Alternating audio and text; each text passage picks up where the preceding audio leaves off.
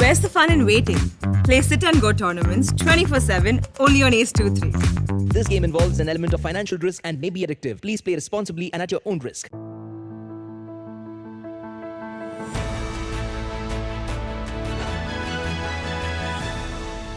कहा जाता है खूबसूरती का ताल्लुक उम्र से अलग नहीं हो सकता। खान पान, लाइफस्टाइल, प्रदूषण, तनाव और बदलता मौसम हमारी त्वचा और बालों को नुकसान पहुंचा सकता है। ऐसे में स्किन का और बालों का ख्याल रखना बेहद जरूरी है। जागरण डायलॉग्स के आज के इस सेशन में हम बात करने वाले हैं कि कोरोना महामारी और बदलते मौसम के बीच आप अपनी त्वचा का और बालों का कैसे ख्याल रख सकते हैं। हम एक्सपर्ट से जानेंगे कि स्किन और बालों की समस्याओं के क्या कारण होते हैं, क्या लक्षण होते हैं और उसका बचाव कैसे होता है। नमस्कार, मैं हूं Urvashi Kapoor, associate editor Jagran new media. मेरे साथ है मेरे को host Subhashish Dutta, deputy editor Jagran new media, और दो खास मेहमान जिनका मैं परिचय कराना चाहूंगी। So we have with us Dr. Manjul Agarwal. She's senior consultant dermatology at Fortis Hospital, Shalimar Bagh, New Delhi. Ma'am, आपका बहुत बहुत स्वागत है। Thank you. और हमारी दूसरी एक्सपर्ट है doctor Sonal Batsal. She is consultant dermatology, Fortis memorial research institute, Gurugram. Ma'am, आपका भी बहुत बहुत स्वागत है। Thank you. समय को जाया ना करते हुए हम सवालों का सिलसिला शुरू करते हैं। मेरा पहला सवाल डॉक्टर मंजुल आपसे है कि पोस्ट कोविड हेयर फॉल के बारे में हम आपसे जानना चाहेंगे कि एक one of the common side effects है कोविड-19 का। सो ऐसे में आप हमारे दर्शकों के साथ कुछ हेयर केयर टिप्स शेयर करिए so that they can reduce hair fall after during covid recovery. आपने बिल्कुल सही कहा। आजकल मैक्सिमम मरीज हमारे पास यही दिक्कत लेकर के आ रहे हैं। तो एक्चुअली जब हमें कोविड होता है तो बॉडी पर स्ट्रेस पड़ता है। बॉडी अपने रिसोर्सेज को कंजर्व करने की कोशिश करती है और यही स्ट्रेस हमारी बाल की जड़ों पर भी पड़ता है। तो ये जो हमारी बाल की जड़ें हैं जो नॉर्मली ग्रो कर रही थी, कोविड की वजह से, कोविड के स्ट्रेस की वजह से 10 से 15% बाल सडनली ग्रो करना बंद कर देते हैं और एक रेस्टिंग फेज में चले जाते हैं। तो हमें सुनने में लगता है 10 से 15% तो थोड़ा कम ही अमाउंट है, बट हमारे सिर में रफली 1 लाख बाल होते हैं। तो 10 से 15% बालों का मतलब हुआ 10 से 15,000 बाल। तो ये बाल जब रेस्टिंग फेज में चले जाते हैं तो ये ग्रो नहीं करते, ये गिरते भी नहीं हैं उस दौरान, बस सिर से चिपके रहते हैं। तो जब ये 2 से 3 महीने की अवधि पूरी होती है तब ये एक एक करके गिरना शुरू हो जाते हैं। और हमने ये भी देखा है कि जैसे अभी अप्रैल में सेकेंड लहर आई कोविड की, अप्रैल में कोविड हुआ, बाल उस समय नहीं गिरेंगे, बाल 2-3 मंथ्स लाइक जून जुलाई में गिरना शुरू होंगे। पर अच्छी बात यह है कि ये टेम्परेरी चीज़ होती है, सेल्फ लिमिटिंग होती है, हमारा शरीर खुद ही इसको रेक्टिफाई कर लेता है और 100% रिवर्सिबल है। जो बाल गिरे हैं वो ज़रूर आएंगे। अब जब ये 10-15 हज़ार बाल इकट्ठे ग्रो करेंगे तो हमें अपनी डाइट पे बहुत ध्यान देना है। डाइट एकदम न्यूट्रिशियस, हेल्दी होनी चाहिए and specially rich in protein, iron और जैसे विटामिन्स हैं, B12 है, विटामिन डी है, बायोटीन है। तो कई बार तो हम अपने मरीजों के ये टेस्ट भी कराते हैं कि कोई डेफिशिएंसी तो नहीं है, ताकि उन्हें फिर टैबलेट से पूरा करें। एंड लास्ट में एक चीज़ और कहना चाहूँगी कि ऐसा मैंने अपनी प्रैक्टिस में देखा है कि डर के मारे लोग कोम करना बंद कर देते हैं, शैम्पू करना बंद कर देते हैं। उन्हें लगता है जितना करेंगे उतना बाल गिरेंगे, पर ये बहुत गलत है। ये तो रीज़न ही नहीं है बाल झड़ने का। तो बाल हमें अपने स्कैल्प की हाइजीन पर पूरा ध्यान देना है और वीक में कम से कम 2 से 3 बार शैम्पू ज़रूर करना है। इससे बिल्कुल नहीं डरना। कोविड में जो हेयर गिरे हैं वो डेफिनेटली वापस आ जाएंगे। थैंक यू डॉक्टर मंजुल, आपने बहुत ही अच्छे तरीके से बताया कि कैसे हम कोविड रिकवरी के दौरान अपने हेयर की केयर कर सकते हैं। मेरा पहला सवाल डॉक्टर सोनल आपसे है। बहुत से लोग डैंड्रफ की समस्या से जूझते हैं और ये एक बहुत बड़ा कारण होता है हेयर फॉल का। तो हमें ये बताइए कि क्या शैम्पू एक इकलौता ऐसा सोल्यूशन है डैंड्रफ से बचने के लिए, और क्या जो मेडिकेटेड शैम्पूज मार्केट में अवेलेबल है, लोग यूज करते हैं, वो लॉन्ग टर्म यूज के लिए कितना सही रहता है? ये बहुत अच्छा सवाल है, क्योंकि मैं भी अपनी प्रैक्टिस में नोटिस कर रही हूँ कि पिछले 10 सालों में डैंड्रफ की संख्या बढ़ती जा रही है लोगों में। पहले सिर्फ सर्दियों में होता था, अब पूरे साल ही कई लोग ऐसे आते हैं जिनको कि डैंड्रफ रहता है। डैंड्रफ, सबसे पहले तो ये समझने की बात है कि वो ना कभी भी पूरी तरीके से खत्म नहीं हो सकता है, लेकिन इसके साथ यही अच्छी भी बात है इसकी कि ये कंट्रोल आसानी से बहुत किया जा सकता है। जब मैं कहती हूँ आसानी से, तो मतलब एक सिंपल आप एक एंटी डैंड्रफ शैम्पू अगर आप यूज करोगे तो ये आसानी से बहुत कंट्रोल में रह सकता है। एंड एंटी डैंड्रफ शैम्पू आपको रोज यूज करने की जरूरत नहीं है, हफ्ते में 1 या 2 बार में भी काम चल जाता है। और भी कई प्रकार के लोशंस अवेलेबल हैं जो कि आप कुछ घंटे के लिए या रात भर लगा के छोड़ सकते हो। जब बहुत ज्यादा किसी को डैंड्रफ होता है तो वो भी हम यूज कर सकते हैं। जनरली मैं महिलाओं को ऐसे ही लोशन लिखती हूँ, शैम्पू नहीं लिखती हूँ, क्योंकि जो एंटी डैंड्रफ शैम्पूज होते हैं वो मेरे हिसाब से थोड़ा सा बालों को रफ कर देते हैं। बट हाँ, अगर किसी को यूज करना पड़ रहा है शैम्पू, तो हफ्ते में 1 या 2 बार करने में कोई नुकसान नहीं है।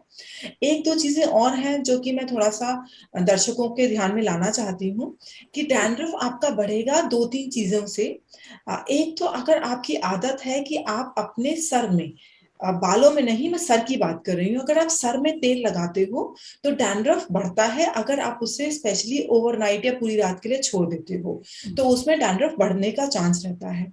दूसरा, अगर आपकी ये आदत है कि आप बहुत तेज गर्म पानी से अपना सर धोते हो तो उससे भी डैंड्रफ बढ़ने के काफी चांस रहते हैं।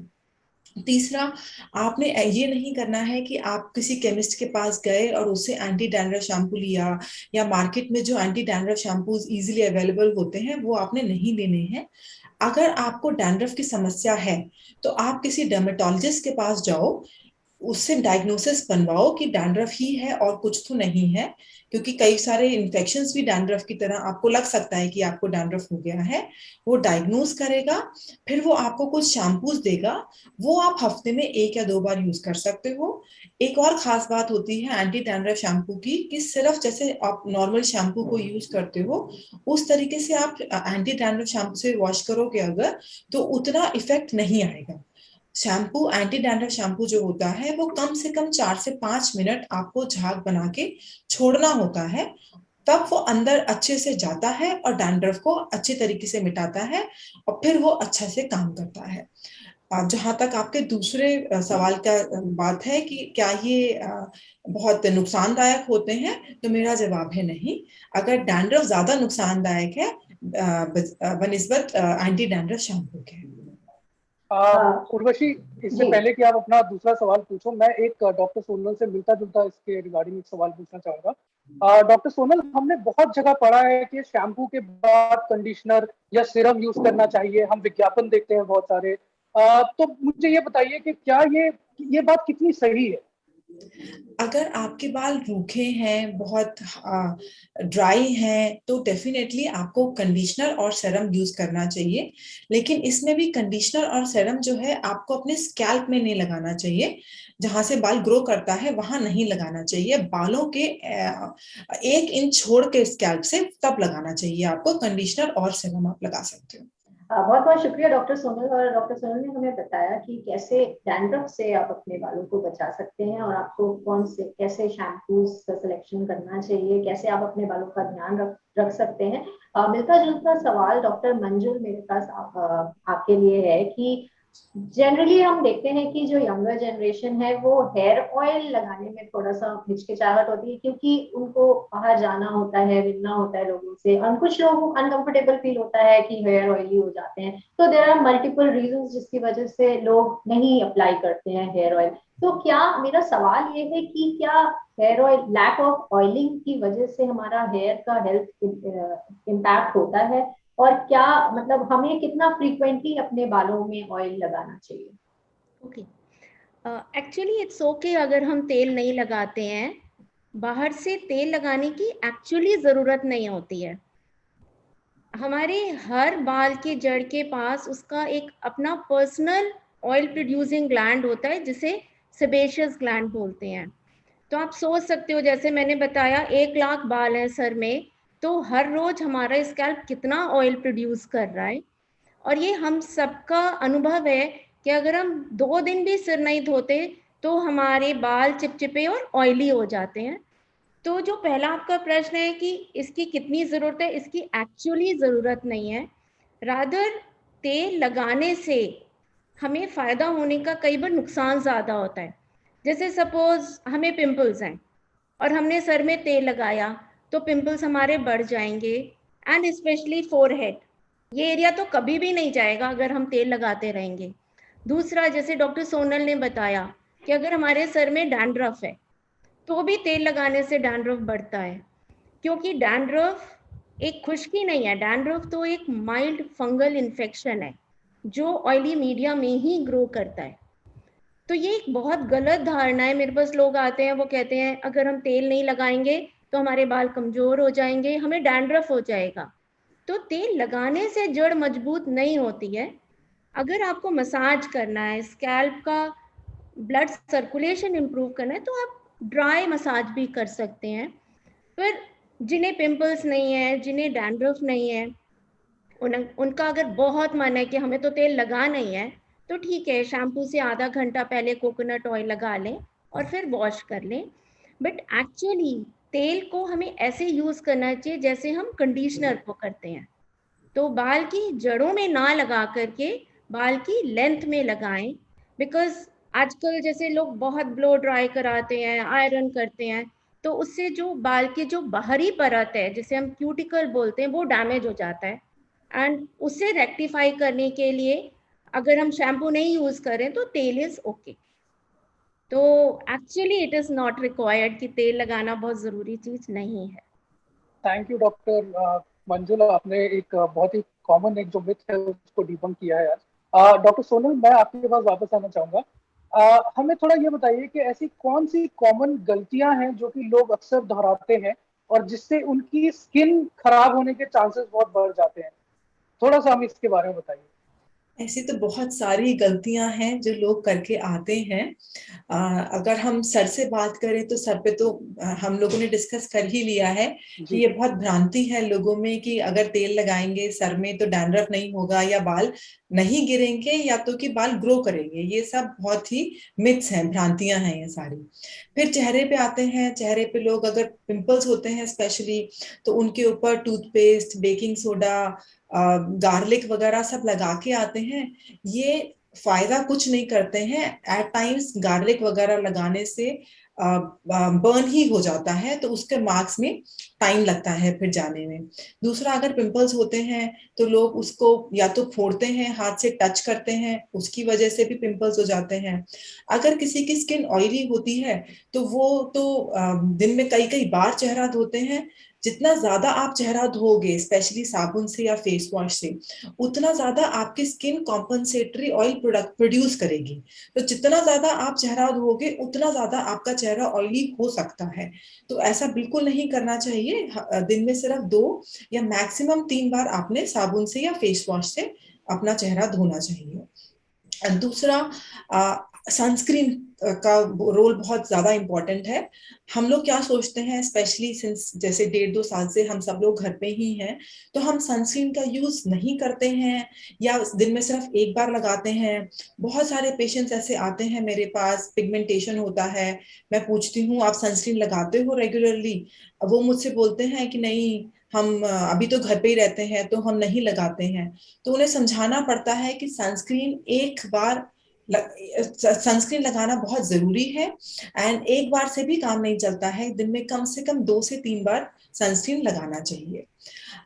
चौथा, आप जो जनरल पब्लिक होती है, जो आम जनता होती है, वो पैसे बचाने के लिए कभी केमिस्ट की सलाह ले लेती है, कभी कोई पार्लर सैलून वाले से कुछ ट्यूब्स ले आती हैं।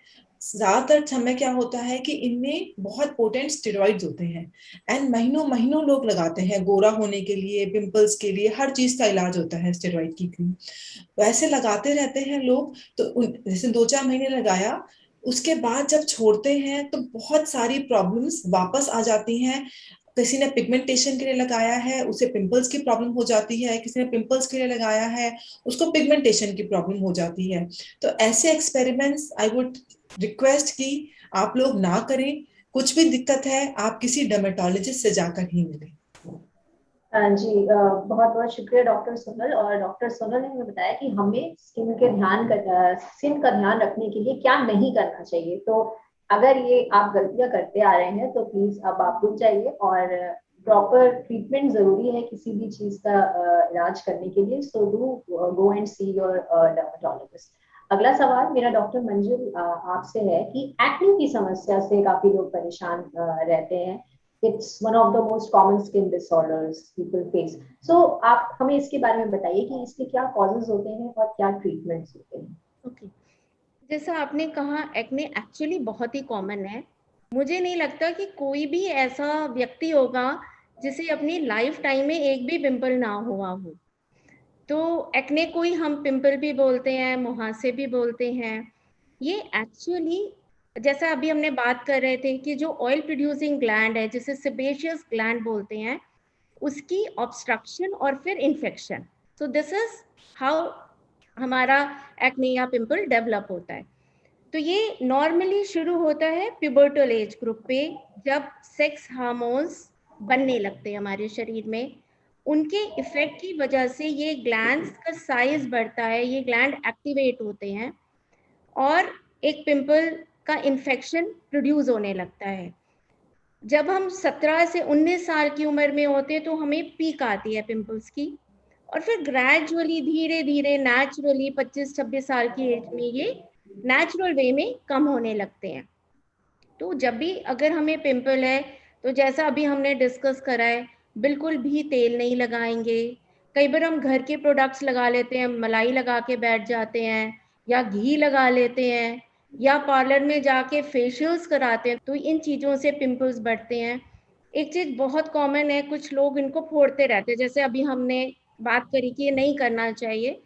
फोड़ने से एक तो पिंपल को ठीक होने में डबल ट्रिपल टाइम लगता है और कई महीनों के लिए बहुत ही भद्दे स्कार्स पड़ जाते हैं। तो फोड़ना तो बिल्कुल ही नहीं चाहिए। पिंपल्स का इलाज बहुत ज़्यादा अच्छा है, बट थोड़ा लंबा है, जैसे रफली 6 से 8 महीने कई बार लग जाते हैं। तो लोग क्या करते हैं, जैसे 1-1.5 महीने में थोड़ा आराम पड़ा, इलाज बंद कर देते हैं। तो ऐसा बिल्कुल नहीं करें। जो डर्मेटोलॉजिस्ट ने आपको दिया है, जितना लंबा समय उन्होंने बोला है खाने के लिए, उतना अपना दवाइयाँ लेंगे और अपना डाइट का बहुत ध्यान रखेंगे। तो जंक फूड है, चॉकलेट्स हैं, आइसक्रीम्स है, ऑयली फूड है, ये चीज़ें थोड़ा सा कम लेंगे। और आपने नाम सुना होगा जिसे बोलते हैं पीसीओडी, पॉलीसिस्टिक ओवेरियन डिजीज़। ये लड़कियों की बहुत ही कॉमन प्रॉब्लम है। हर 8 से 10 लड़की में ये प्रॉब्लम देखी जाती है। तो इस प्रॉब्लम में एक्चुअली जो एक्ने होते हैं वो एडल्ट एज ऑनसेट एक्ने होते हैं, लाइक लेट डेवलप होते हैं एट द एज ऑफ 25 या 30, या अगर बचपन से भी शुरू हुए तो देर तक चलते रहते हैं। तो इन मरीजों में फिर हमें थोड़ा हार्मोन करेक्शन की ज़रूरत पड़ती है। तो अपने पिंपल्स को बिल्कुल भी इग्नोर ना करें। जितना लंबा समय डॉक्टर आपको इलाज दे उतना करें। और अपने फ्रेंड्स या किसी ने आपको बता दिया कि फोडम लगा लो, क्वाडिडम लगा लो, स्टेरॉइड क्रीम्स लगा लो, वो तो बिल्कुल भी ना करें। थैंक यू डॉक्टर मंजुल। मेरा अगला सवाल डॉक्टर सोनल से है। तो हमने अभी एक्ने के बारे में बात की, और एक और बहुत ही कॉमन एक जो प्रॉब्लम है, जो कि खासकर लोग विंटर्स में ज्यादा उनको होता है, जो है ड्राई स्किन। तो ड्राई स्किन से ऑफन हमने देखा है कि इचिंग लोगों को होती है, क्रैक्स डेवलप होते हैं, रेडनेस होता है स्किन में। तो डॉक्टर सोनल हमें ये बताइए कि इस चीज को कैसे प्रिवेंट करें, और क्या कोई मेडिसिन है जिसको यूज किया जाए जिससे कि ये सही रहे, मतलब ड्राई स्किन ना हो। इसके ना 3 इलाज हैं ड्राइनेस के, मॉइस्चराइजर एंड मॉइस्चराइजर। हमें अपनी बॉडी को अच्छे से मॉइस्चराइज करना है दिन में कई बार, वो सबसे इम्पोर्टेंट होता है इस ड्राइनेस के टाइम पे। उसके अलावा कुछ और चीजें भी हैं जो हमें ध्यान रखनी चाहिए। एक तो हमें ना तेज गर्म पानी से नहीं नहाना चाहिए, बिकॉज बहुत तेज गर्म पानी होता है तो वो हमारी बॉडी से सारा मॉइस्चर जो है वो हटा लेता है। दूसरा, हमें हल्के से अपना बहुत लंबा नहीं नहाना चाहिए, हमें बस 5-7 मिनट का ही हमें नहाना चाहिए। किसी भी मौसम में, बट स्पेशली सर्दियों में। उसके बाद हमारा डर्मेटोलॉजी में एक 3 मिनट रूल होता है, 3 मिनट रूल, जिसका मतलब ये होता है कि नहाते ही आपने तुरंत मॉइस्चराइजर लगाना है अपनी गीली स्किन पे। तो एक बार तो सुबह नहाने के बाद आप लगा लें पूरी बॉडी पे एक अच्छा मॉइस्चराइजर। अच्छा मॉइस्चराइजर मतलब जो कि आपकी बॉडी को अच्छे से, स्किन को अच्छे से मॉइस्चराइज करे। अगर आप चाहें तो आप अपने डर्मेटोलॉजिस्ट से लिखवा सकते हैं। वो आपने एक बार सुबह यूज करना है एंड बाद में 2-3 बार आप उसे रिपीट भी कर सकते हो अगर आपको उसकी जरूरत लग रही है तो। हमेशा ये ध्यान रखना है कि मॉइस्चराइजर गीली स्किन पे लगना चाहिए, बहुत सूखी स्किन पे नहीं लगाना है मॉइस्चराइजर। इसके अलावा जो आप साबुन या बॉडी वॉश कुछ यूज कर रहे हो वो बहुत माइल्ड होना चाहिए, उसमें बहुत ज्यादा कुछ ड्राइंग नहीं होना चाहिए, पीएच बैलेंस होना चाहिए स्किन के हिसाब से। स्किन का पीएच होता है 5.5, तो अकॉर्डिंगली ही आपने वो सोप यूज करना है या बॉडी वॉश यूज करना है। फिर जैसे आप गर्म कपड़े पहनते हैं, हम लोग सर्दियों में कई लोग इनर्स वगैरह भी पहनते हैं, तो इट इज एडवाइजेबल कि वो डायरेक्टली ना पहने स्किन पे, एक पहले कॉटन का लेयर पहने, बिकॉज अगर किसी की ड्राई स्किन है तो उसके ऊपर अगर ऊनी कपड़ा टच करेगा तो वो और ज्यादा ड्राई ही हो जाएगी। तो वो करना बहुत जरूरी है कि पहले एक कॉटन का लेयर पहने और उसके ऊपर से आप कुछ भी अपना ऊनी कपड़ा पहने, इवन वार्मर्स जो इनर्स होते हैं वो भी उसके ऊपर से ही पहने। कोई भी नया कपड़ा नहीं पहने बिना धोए, अगर धो लिया है तो ठीक है। धोने के लिए भी मैं एक चीज पॉइंट आउट करना चाहूंगी, कई लोगों की ऐसी आदत होती है कि वो अच्छे से रिंस नहीं करते हैं कपड़ों को, या तो डेटॉल सैवलॉन डालते हैं कि जैसे किसी को एलर्जी होती है तो वो और डेटॉल सैवलॉन में धोता है अपने कपड़े कि जिससे कि वो एलर्जी खत्म हो जाए। वो बिल्कुल नहीं करना है, बिकॉज उसमें क्या होता है कि उसका हो सकता है कि थोड़ा सा कुछ अंश रह जाए कपड़ों में जो कि फिर से एलर्जी बढ़ा सकता है। सो 3 इलाज बताए हैं डॉक्टर सोनल ने, मॉइस्चराइजर, मॉइस्चराइजर और मॉइस्चराइजर। सो उन्होंने आपको डिटेल में बताया है कि कैसे आपको कपड़े पहनने चाहिए और विंटर्स में आप ड्राई स्किन होने से बच सके, तो उसके लिए आपको क्या करना है। डॉक्टर मंजुल, मैं आपके पास आना चाहूंगी अपने अगले सवाल के साथ कि ह्यूमिड वेदर्स में generally people report of fungal infections and people sometimes some people are so embarrassed, इतने हो जाते हैं कि जब ये प्रॉब्लम बढ़ती जाती है और वो डॉक्टर्स के पास जाने से या किसी से डिस्कस करने से हिचकिचाते हैं, because sometimes they get this in private parts और थाइज, और इसकी वजह से उनको इचिंग भी होती है, अनकंफर्टेबल भी होते हैं। तो आप हमें ये बताएं कि इससे कैसे बचा जा सकता है और कैसे आप इसका प्रॉपर ट्रीटमेंट लें सो दैट इसका रिकरेंस ना हो। फंगस बेसिकली एक फफूंद होता है, तो जैसे बरसाती मौसम में गीली ब्रेड पर लग जाता है, उसी तरह हमारे स्किन के वो पार्ट्स जहाँ थोड़ी नमी रहती है, जहाँ पसीना इकट्ठा हो जाता है, जैसे अंडर लेग्स एरिया हो गया या हमारा ग्रोइन एरिया है, प्राइवेट पार्ट्स के आसपास, ब्रेस्ट के नीचे या अंडर आर्म्स, तो ये एरियाज़ वो हैं जो जनरली कवर्ड रहते हैं, हल्के से ह्यूमिड गर्म भी रहते हैं और एयर का सर्कुलेशन भी उतना अच्छे से नहीं हो पाता। तो ये एरियाज नॉर्मली फंगस से जल्दी अटैक फंगस यहाँ पर करता है। वो लोग जिनकी बॉडी रेजिस्टेंस कम है, जैसे जिन्हें डायबिटीज़ का प्रॉब्लम है या किसी बीमारी की वजह से जो लंबे समय से स्टेरॉयड ले रहे हैं या जिनकी कीमोथेरेपी चल रही है, तो उनकी बिकॉज रेजिस्टेंस फंगस से लड़ने की क्षमता कम है, तो उन्हें तो बहुत ही ज़्यादा ध्यान रखना चाहिए, स्पेशली डायबिटिक्स। उन्हें बिल्कुल रेगुलर अपना शुगर कंट्रोल में रखना चाहिए। अब जैसे एक बार हमें फंगस हो जाता है, तो पहले आज से 10 साल पहले अगर हम 1 हफ्ता भी दवाई देते थे मरीज को तो वो ठीक हो जाता था। अब 1.5 महीना भी दवाई खाते हैं और स्ट्रॉन्ग दवाइयाँ खाते हैं जो पहले शायद 10 साल पहले हम लोग यूज़ भी नहीं करते थे, तो भी ऐसा देख रहे हैं कि बार बार रिकरेंस हो रहा है। अब उसके कुछ रीजंस हैं, जैसे हमें लगता है हम दवाई खा रहे हैं तो हम ठीक हो जाएंगे, कपड़े अपना नॉर्मल धोते रहते हैं या ज़्यादा से ज़्यादा डिटॉल में धो लेते हैं। पर डिटॉल तो एंटी फंगल नहीं है, वो तो कपड़ों का तो फंगस नहीं मारेगा। तो कपड़ों का फंगस अगर हमें ख़त्म करना है तो हमें उसे तेज उबलते पानी में धोना है, तेज धूप में सुखाना है, पहनने से पहले प्रेस करना है। लेट्स से कोई बढ़िया साड़ी है, अब हम उसे तेज उबलते पानी में तो नहीं धो सकते, तो उसको आयरन करिए, बिकॉज हीट से ही फंगस मरेगा, डिटॉल से नहीं मरेगा। अब आपने पूरा महीना दवाई खा ली, पर वही कपड़ा जो आपने हैंगर में टांग दिया था बिना धोए पहन लिया, तो फिर से फंगस हो जाएगा। एंड जीन्स अगर वो पहनते हैं तो प्लीज रोज धोएं। ऐसा नहीं है कि जीन्स आप हफ्ते हफ्ते नहीं धो रहे तो बार बार कैच करते हैं। अपने जूतों को धूप दिखाएं। और मेजॉरिटी पेशेंट्स रियली जब भी आते हैं हम पूछते हैं आप क्या लगा रहे हो, तो हम क्वाडिडम लगा लेते हैं, पेंटाडम लगा लेते हैं। ये सब स्टेरॉइड कंटेनिंग क्रीम्स हैं जो टेम्परेरी इचिंग कम करती हैं, पर अंदर ही अंदर स्किन को बहुत वीक करके बहुत ज़्यादा फैलाती हैं। तो प्लीज़ अगर हमें फंगस है तो हम अपने डर्मेटोलॉजिस्ट को मिलें और पूरा कोर्स करें, सारी एहतियात बरतें। जैसे अगर हमारे घर में किसी को फंगस है तो उसके कपड़ों को थोड़ा अलग धोएं। ऐसा देखा गया है अगर हम एक ही बास्केट में भी कपड़े डालते हैं तो जो फंगल जिसको फंगस है उसके कपड़े से नॉर्मल कपड़े में भी फंगस चला जाता है। बेडशीट्स को हम उबलते पानी में वॉश करें, अपना टॉवल शेयर ना करें और बिल्कुल लग के अच्छे से इलाज करें तो हम डेफिनेटली ठीक होंगे। थैंक यू डॉक्टर मंजुल, आपने बहुत ही इजी तरीके कुछ बताया फंगल इन्फेक्शन से बचने के लिए। डॉक्टर सोनल, मेरा आपसे एक सवाल है। एक्ने और जो हमने बात की फंगल इन्फेक्शन, इनके अलावा एक बहुत ही कॉमन प्रॉब्लम और लोग फेस करते हैं, वो है स्किन टैग्स की। अब ऑल्दो मोस्टली तो पेनलेस होता है, लेकिन थोड़ा इरिटेटिंग होता है, थोड़ा एम्बैरेसिंग होता है, क्योंकि कहीं फेस पे हो जाता है, कहीं गर्दन पे हो जाता है, तो लोग बहुत एम्बैरस फील करते हैं कि वो दिखने लगता है दूसरे लोगों को।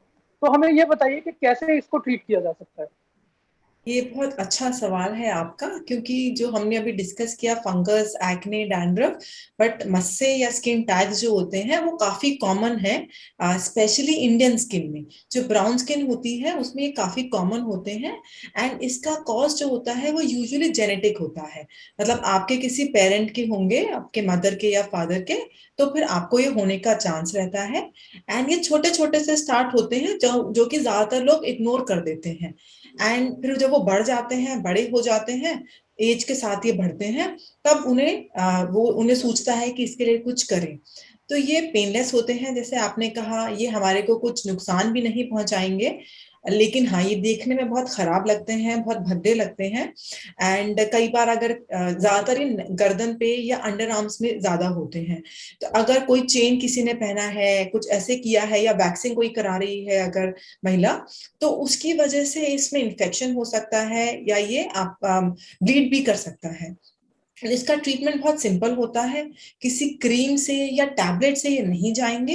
इनको एक प्रोसीजर होता है जिससे हम निकालते हैं, but it is very simple.